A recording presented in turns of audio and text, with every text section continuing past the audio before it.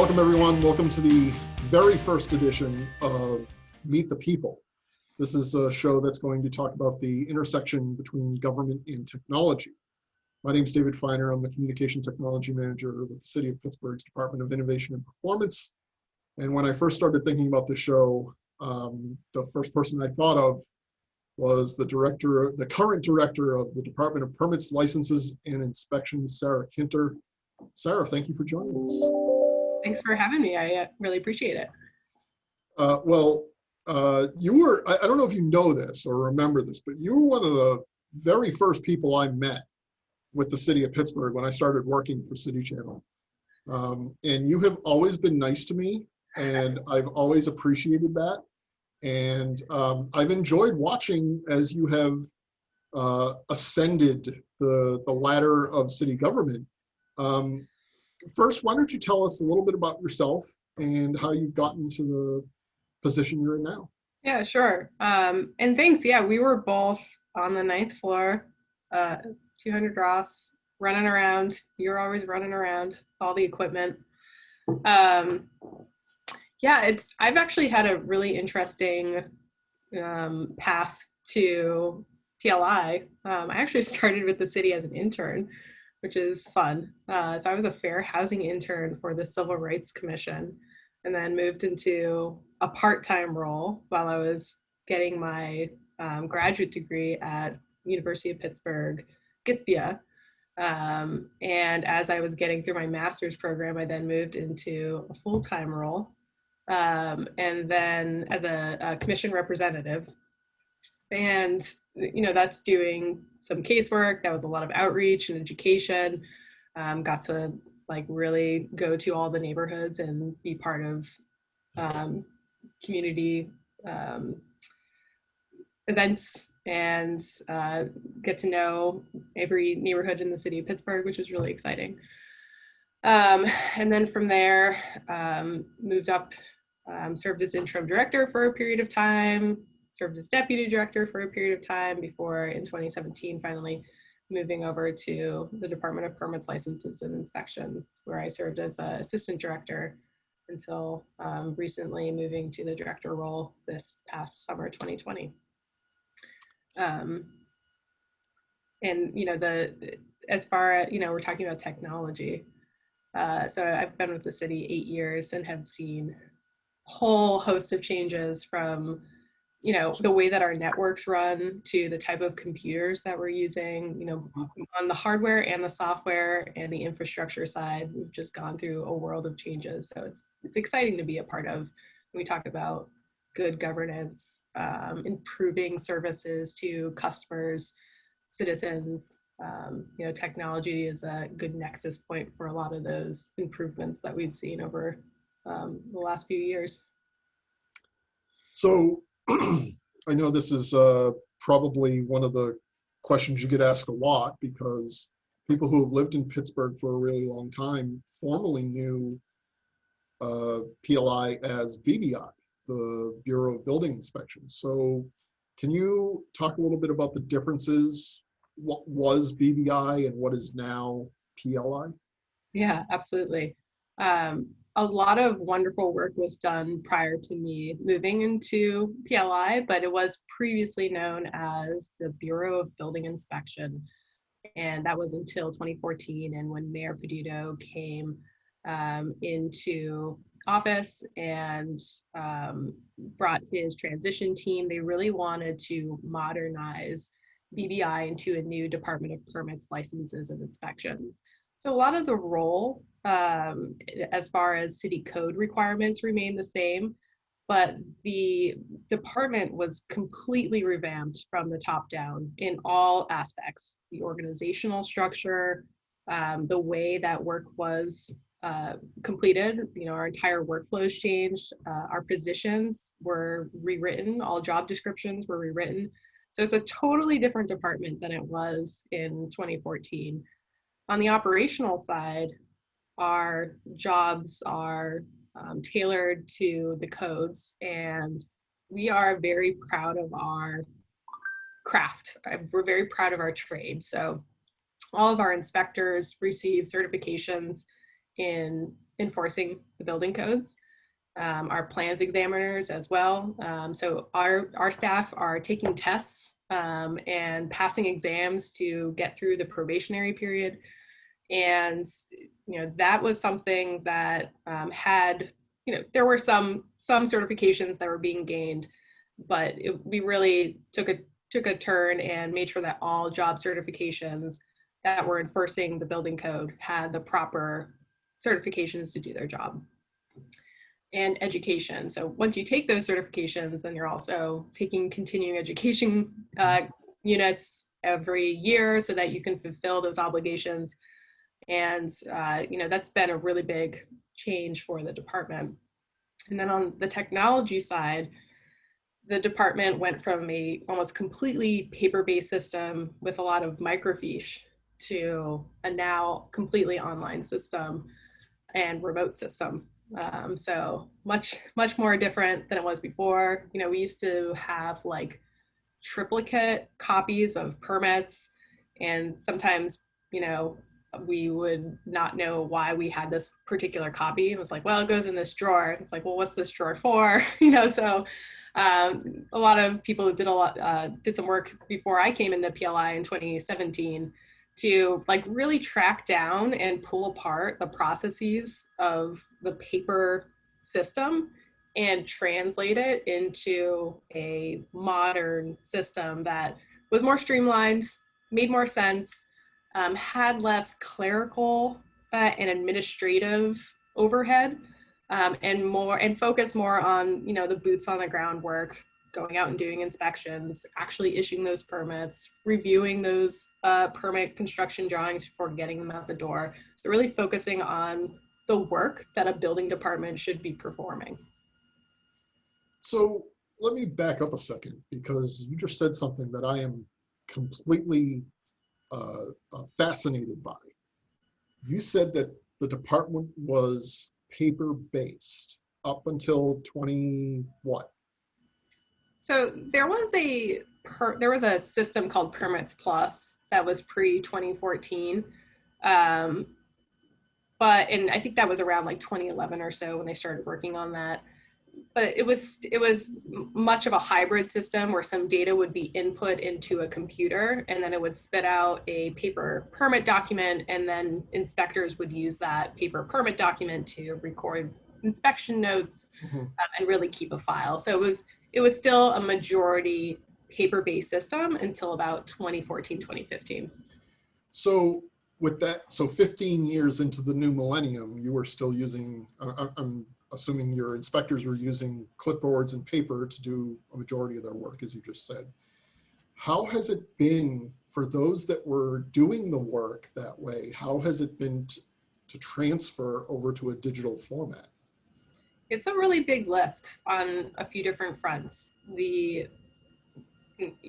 First thing, getting an email address and learning how to use a computer, basic skills, typing, those are things that if you haven't been doing those things, you need some training. And clicking around, especially if there's a new software system, learning how to actually use that software system takes a lot of ongoing training. And we still do ongoing training to this day to ensure that people know how to use the system that we use. And then there's also the change management piece.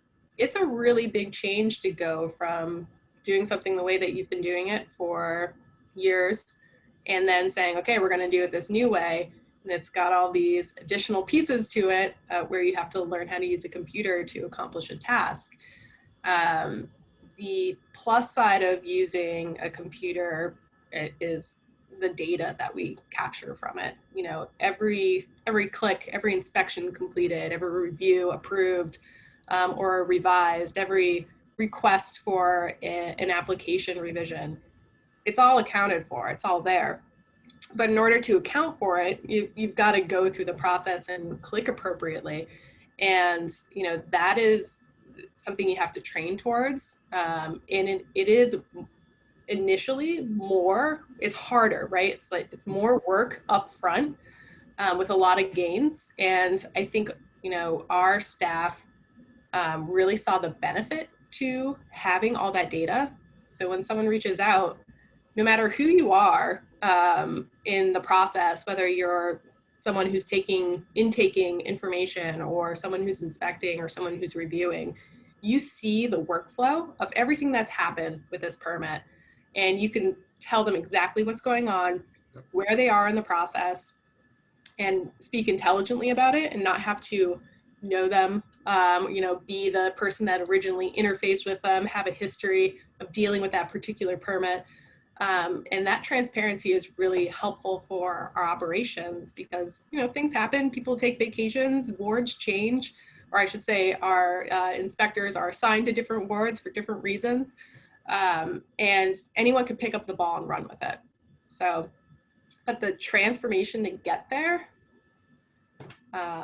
it's a lot of hard work, and it's always ongoing. Forevermore, we will always be training to our processes and using our technology. So let me see if I can throw out an analogy and see if this is kind of the same thing. So after my parents passed away, I went to their home and I emptied out a lot of their pictures that were just in boxes and shelves and closets. And for the last couple of years, I've been slowly digitizing them and giving them years and titles. And you're right. So if I'm correct, that process, not just for pictures, but for an entire department's worth of information, it's not something one person does. Am I correct in saying that? You're absolutely accurate. Yes. So how many people in your department are continually working on that digitization process? That's a great question. So it takes all of us to move forward with the new processes and adopt those, but then looking backwards, especially since we have obligations to retain documentation until a structure is no longer there, and we have microfiche going back decades, that information is stuff that people ask about. They want to do research on buildings in the city, and we are the holders of that information, and we want to digitize it and make it transparent and let people view it. So we actually have a few different things going on. We have staff that worked on scanning some of our documentation to make it available to the public. And we can do that for maybe smaller projects where there's a few thousand documents. We did that for our certificates of occupancy. We went through, they're about card size occupancies. We had some assistance with a scanning company, but a lot of the work to make sure that it was audited appropriately, actually had the address on it, people could actually search for it, was done by in-house staff. So there's some smaller projects, and then there's like our microfiche, right? We're talking about millions of aperture cards and microfiche film or microfilm. That's being done by a contractor they come, they assess, they do something called, for microfiche, they do something called the vinegar test to see if it's like still in good condition or if it's deteriorating. They pick it up with gloves on and take it to their facility where they digitize it. And when you're digitizing something that's been microfiched, when we audit, we want to make sure that we can actually read what's in there. And the quality is all over the place because it was done in-house. And there's some really amazing drawings in there, and that's some history that we need to keep. We're going to be doing that project for the next few years. That's going to be ongoing, and we're adding it to our library, and we're going to continue to do that. But it's a really big lift, and our props to our file room. They are doing much of the auditing, the folks there, and they're really good at it. They make sure that the fields are completed, that things look good on the microfiche side. So that's been a really great project. And then we just had some paper drawings, other paper documents that need to be scanned. Some of those historic and some of those newer. People are still, up until March 2020, when we had the pandemic, people were still providing paper drawings. And that's the official record. Once it gets stamped by a plans examiner that says this is approved for construction, we need to keep that.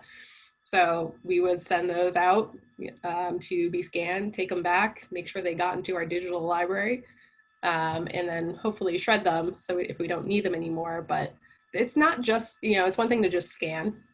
Yep. It's another thing to make sure that the scan is something that we can use in the future, that we can reference, so that through the construction process, the actual construction is happening to those approved drawings. And then years later, it's something that we can look at, again, to ensure that there was safety at that time or to respond to, someone's inquiry. So as you've been talking, I've been thinking about the last time I used a microfiche machine. And I'm thinking it goes back to middle school in the 80s. When was the last time, before you started with PLI, when was the last time you used a microfiche machine? Before I started with PLI, the last time I used a microfiche machine was probably like 2001. And it was like a learning, experience. It was like, this is a thing that people used to use. And so it was like one of those. Yeah. But actually PLI was using microfiche like into 2013. Yeah. So they, it is a way to take a very big drawing and make it into a very small space. And, that's when you're collecting, these drawings are huge. When you're collecting all these drawings, you need some place to put them. So microfiche can help accomplish that before we got to digitization. So, it was a solution that made sense at the time. When I started with the city in May 2013, I was having to reteach myself a lot of television technology I hadn't used in over a decade. Tape-based formats, yes, recording decks.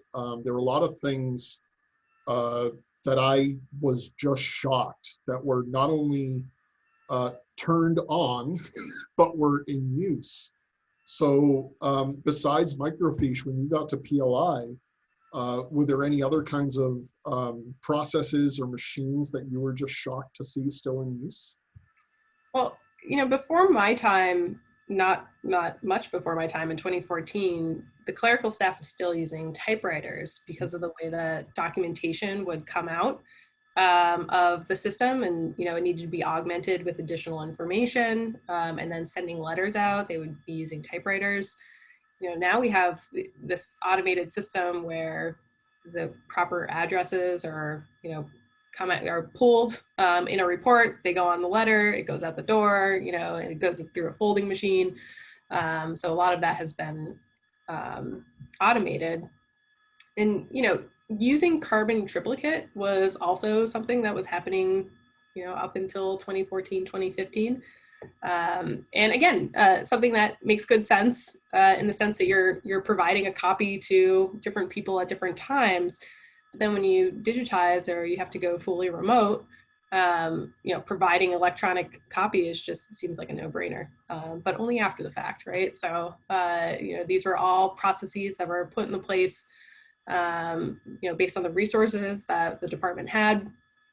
And our investments in technology have been, something that allowed us to work through the pandemic, but also have allowed us to improve customer service and improve our internal operations. If PLI had, if this pandemic had hit in 2017 or 2014, would PLI have been able to do the work that it needed to? I think that ultimately ensuring that buildings are safe is a essential job.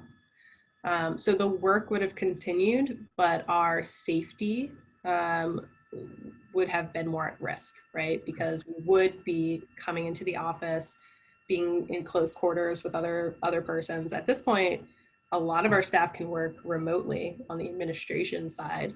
On the inspection side, our building inspectors can work remotely, get to a site, check all the documentation that they need to on their surfaces. If they need to come into the office, it's usually at a time, we can figure out times where they're not going to be interfacing with each other and with their colleagues. So yes, it could have been done, but I think there would have been a lot more risks. And I think that the chance for an outbreak would have been tremendously higher among our own staff, because we would not have been able to keep our distance as we can now. So when you talk about all these changes in not only the department's name, but the department's every way that you do your work, do you just go on Google and type in, how do I do my job better? Do you type in digitize planning records? What kind of, I guess this is a couple of parts, but how do you first start that process? And also, what other departments in the city did you reach out to for any help if you needed it?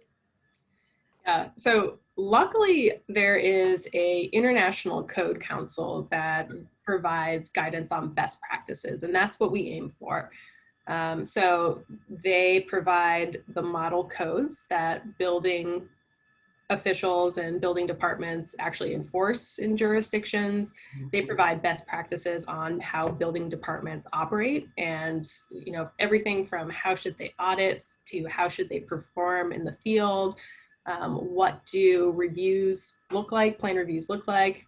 So we look to those guiding documents to ensure that we're meeting national and international best practices.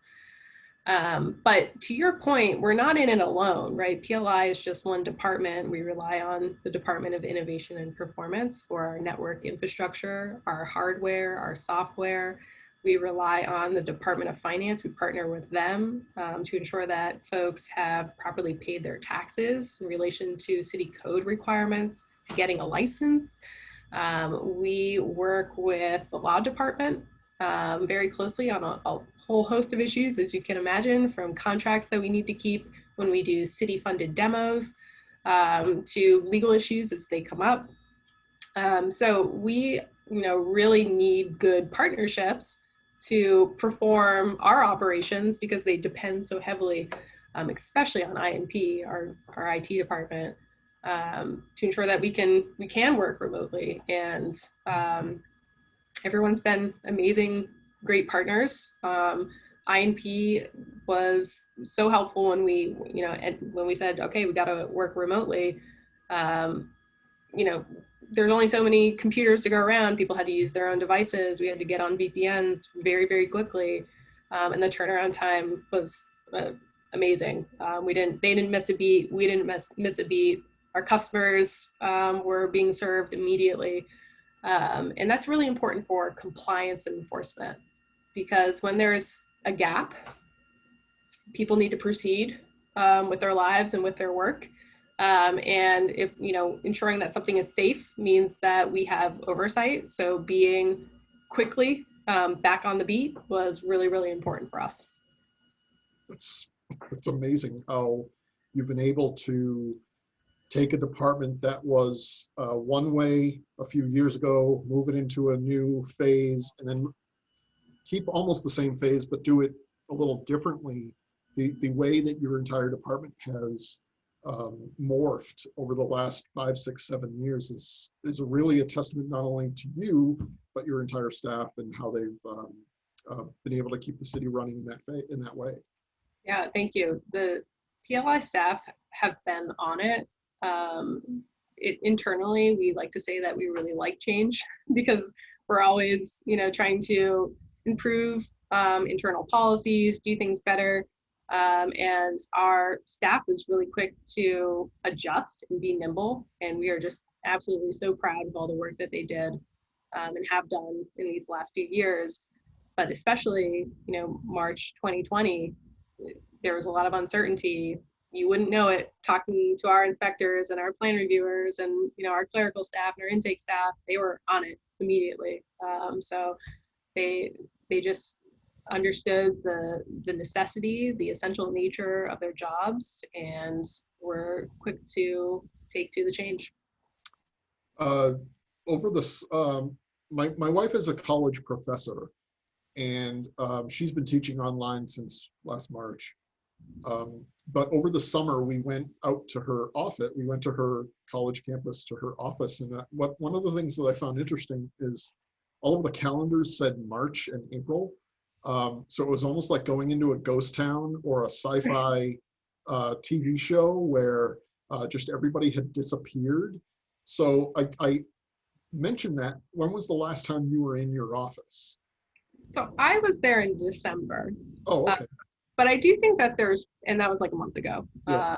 But I do think that there's staff that haven't been there since March, which I think, is a good thing. We want to ensure that people are safe and that we're taking all precautions. So where we can keep people in a distance from each other, that's really important. Certainly our inspectors are probably in and out a little bit more, looking at paperwork or dropping off keys. They have a lot of city equipment, city vehicles and things. But for the most part, I've tried to stay away to the best of my ability. So to your story, when I went, I actually was on maternity leave from like end of April until early June. And I ended up having to stop in the office like in July. So it had been like a few months. And I went in there and there was like dust on everything. So I did my best to clean, but I was like, man, it only takes a little bit of time. Yeah, it was like a ghost world. Yeah, it was really strange. Well, by the way, congratulations on maternity. Thank you. It's an exciting time. What are your in a perfect world, COVID is over, we're all back in the building, we're all working arm in arm, there's no more coronavirus. In a perfect world, what are your department's wants and needs moving forward in the future?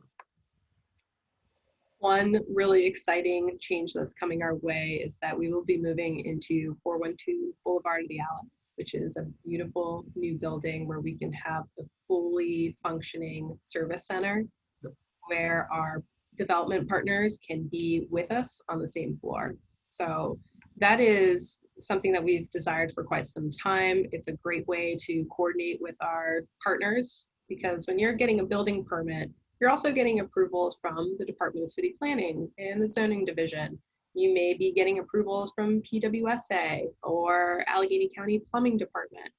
You may need some Department of Mobility and Infrastructure approvals. So we all work together, and having a true one-stop shop for development and permitting is just something that we're very much looking forward to. And looking forward to also having those departments be in the same space with us. So that's one piece, is the actual physical space. But a lot of the technology investments that we jumped on because of the pandemic are here to stay. So for example, when we went full remote, we recognized the need to interface with customers who ordinarily would be looking for some more assistance when they're filling out their application form. Questions about, what is this field for? What is this exactly asking for? Do I really need drawings for this? And it's one thing to have an email conversation back and forth, but one thing we did is we integrated a chat feature into our one-stop PGH portal. So we can actually see what people are clicking on in the portal. So if we say, okay, you're gonna apply for a fire alarm permit, and we say, I think actually I see that you clicked on a building permit, we're gonna do it this way. So we can assist folks through the process. And we've also expanded that to our department partners that I had just mentioned, our sister departments at DOMI and City Planning. So if someone has a question and they type it in the chat, and maybe it's specific to a zoning issue, we can actually have someone else jump in from the zoning department and answer that question too. So that was something born out of the pandemic, but it's absolutely here to stay. And another feature that we jumped on that our partners in INP helped out on this front was a telephone service, a web-based conference call and telephone service, which is actually amazing and much better than the desk phone system that we previously had. So that's something else that's here to stay. We have the ability to transfer calls out to the field, to inspectors' phones. add people to calls, so it's not just one-to-one. So a few other, technologies that are just easier because it's a matter of like sort of clicking on your screen and adding folks, rather than dialing on a old style pad. So that has been pretty exciting. But as far as things that we need moving forward, support for our new permitting system. We spent now 3 years rolling it out, getting it out the door. And now sort of all the phases of the rollout are complete. But software, the thing about technology and relying on software is that it needs maintenance and management. It needs updates, and it's something to grow and enhance over time. So customers have reached out, staff have reached out, hey, can a system do this? Can it do that? Some of them are really great ideas and enhancements that we want to take on. And that means that we need to support those systems over the next decade and really make it something that's great for customers, and useful for staff. That's great. That's awesome. Right now, what I want to do is ask you 4 completely random questions. Okay. Completely have nothing to do with PLI. Okay, you ready? I'm ready. What is number 1? What is the best COVID mask that you have seen? Oh, the best COVID mask. I don't know. I like the sort of more simplistic masks. So they don't need to have any like weird sayings on it or anything. So I saw one was in the pediatrician, and it just had like some really cute cats and dogs on it. I like that one. Okay. The reason I ask is my wife doesn't like that I wear my Hannibal Lecter mask. She said I shouldn't wear it in public ever, but I brought it to work today just for that question. What is your latest, most recent binge watch? Ooh, that's a great question. I watched. It was on Netflix. It was a mini series. Oh boy, Queen's Gambit. That's what it's called. Oh, okay. The Queen's Gambit. It was good. You liked It's it? it's fiction, but it was really good. Good. And the other thing, I don't know, this is on HBO. Um, it's a detective series, Sure. based off of a very old show. Um, the name is also escaping me right now. It was so good though. So I should just search detective series HBO and I'll find it. Let me look it up right now because I want to remember what it is. My wife and I have been watching Your Honor on Showtime. It's a New Orleans judge comes to a crossroads in his life. Something happens in his life, and he has to start making some decisions that go against his profession. So I think we're on episode 5 or 6, but it's really good. I might check it out. Perry Mason. Perry Mason. They have a new Perry Mason. They remade Perry Wow. Mason. My expectations, I was just like, I don't know, this could be good. I just clicked on it, not expecting really anything, and I liked it. I was drawn in. It was really good. I'll have to look it up. We can go down the rabbit hole because I watch a lot of stuff. I make TV. I don't watch a lot of TV, so when I watch TV, I try to make sure it's something quality. Not I don't just click on everything on Netflix and try 10 minutes of stuff. That's totally what this will sound like the same question, but it's not. Do you have a hidden talent? Ooh, no, not really. I don't have any hidden talents. Okay. No. Right. And then the flip side of that is, what is your COVID newest passion? What have you been doing in the last 9 months that you had not done, I guess, besides mothering, but Right. what have you been doing the last 9 months that you had not done or didn't have time to do before? So actually, the hidden talent might be speed reading. Oh. So I think that would be the one I would call to. So I can like skim read and like take it all in. Okay. And then the thing I've been kind of working on, I guess, taking care of my plants a little bit better, and then trying to read more. Okay. Uh, a lot of my reading is on like my phone, because you can get books on like every platform and you can Right. read on your phone.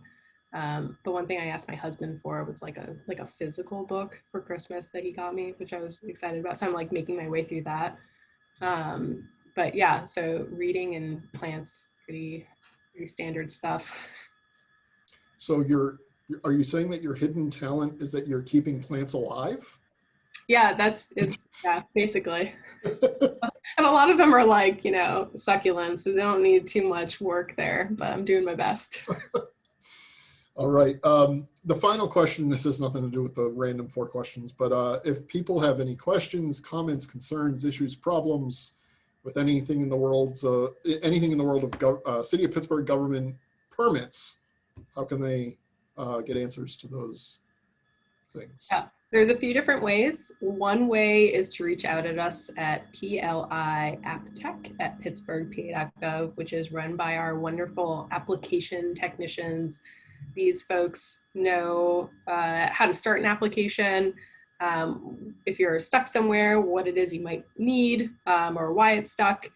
So that email is PLIAPPTECH@pittsburghpa.gov. One other way to reach us is through our regular line at 412-255-2175. And you can also use our new chat feature if you go to onestop.pgh.gov and click on the little chat feature on the lower right-hand corner. That's awesome. Director, I really, really appreciate you coming on for this first episode of Meet the People. I've really enjoyed working with you over the years. I assume that's going to continue unless I do something that you're not going to like, and then we won't like each other anymore. But continued good luck with the department. And again, thank you for being here on the first episode. Thanks for having me. All right. Thanks for joining us. We'll see you next time right here on Meet the People.